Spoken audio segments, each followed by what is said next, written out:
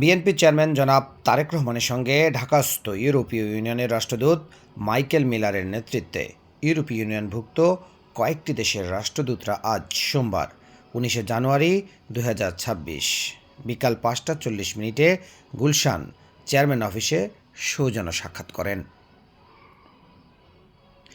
সৌজন্য সাক্ষাৎকালে ইউ রাষ্ট্রদূত মাইকেল মিলারের নেতৃত্বে উপস্থিত ছিলেন ইউরোপীয় ইউনিয়নভুক্ত Germany, France, Sweden, Denmark, Spain ও ইতালির রাষ্ট্রদূতগণ।